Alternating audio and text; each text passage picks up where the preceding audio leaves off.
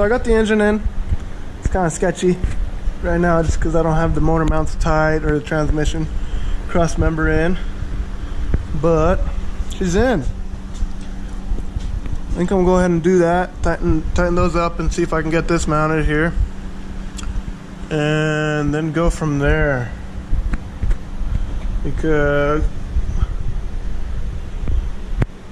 we want to get that safe before we start doing any actual mounting on this. So keep you guys posted.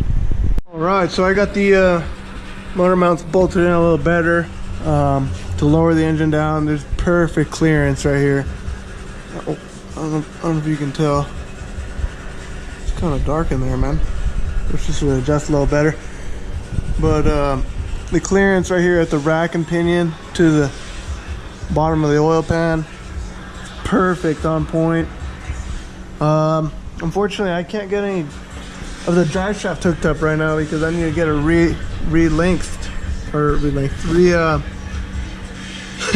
I gotta get it stretched, as you could say. But I hooked up the linkage for the shifter and some of the exhaust here, and the clutch line.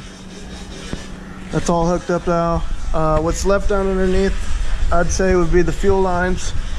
Still gotta get fuel lines hooked up and the drive shaft. I guess and the rest of the exhaust. But other than that, down here I think it's good. Now it's time to work up top. Alright, so back at it. I didn't show you guys anything, but I went ahead and measured from here to the differential to go to to find out the distance in regards to the drive shaft. I went ahead and took it to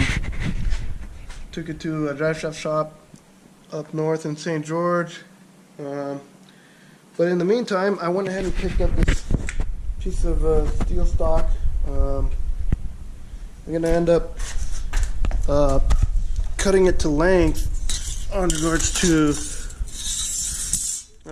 the radiator, if I can get it to fit. I'm gonna put a strip here in the rough area to measure up the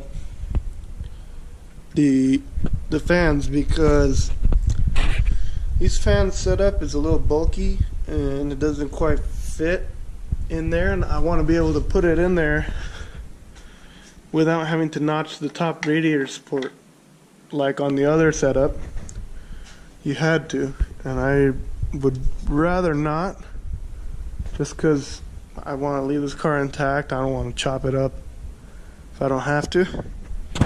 So I'm going to end up cutting 2 strips, one here and then one above here. That way I can weld on these bolts flush with these strips, and these can just bolt up without having to have this big old bulky piece of aluminum there. And hopefully that works. Alright, so I have cut out some straight stock that I measured up, and so far what I've done is I've TIG welded studs into there. I've already made one set over here. Just let them cool down a little bit. They already burnt my fingers. Freaking hurts. But the first set I tried doing it with the MIG welder, and my MIG welder just isn't working too good. The wire's not coming out, so I just started using the TIG welder. As you can see, you know, there's a splatter right there. It didn't fully weld it like over here on these ones. But yeah, I'm gonna do this one here in just a sec.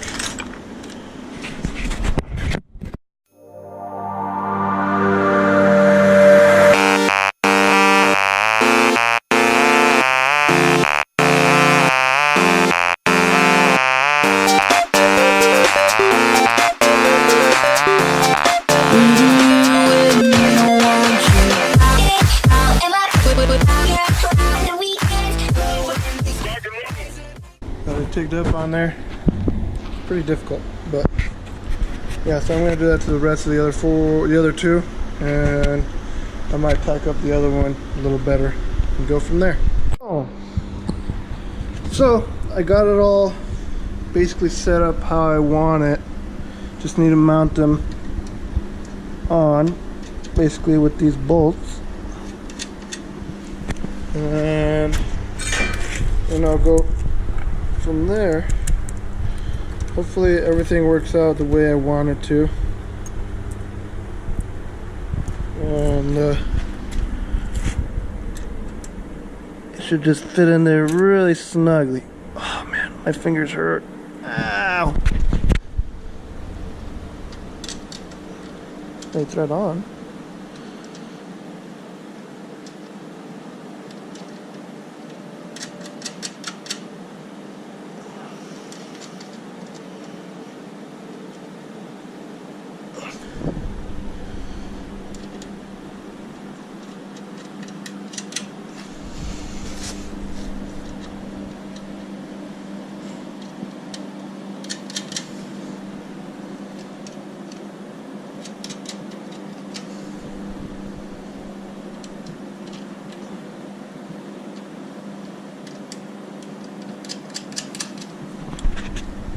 Eesh.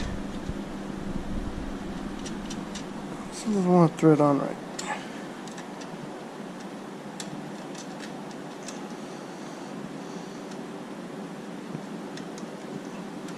There we go.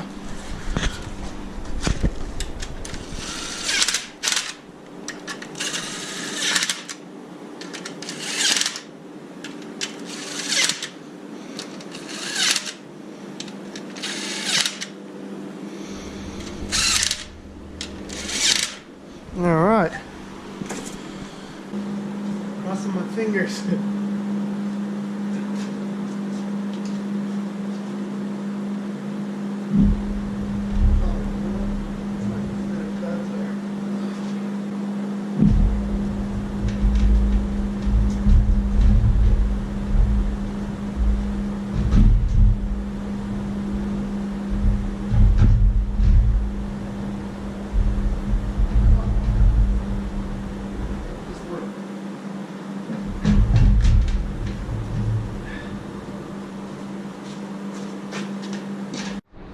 Alright, well, third time's the charm. It finally fit.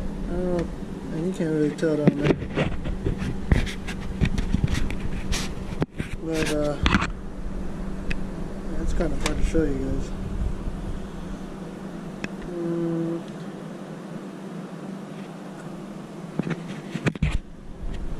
See, right there is the compressor behind those wires. And it would sit on it. And then right here the water pump would touch before, but now it doesn't, thank God.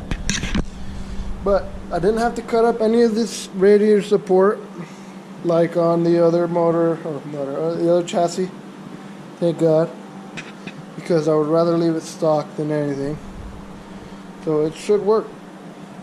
Sweet.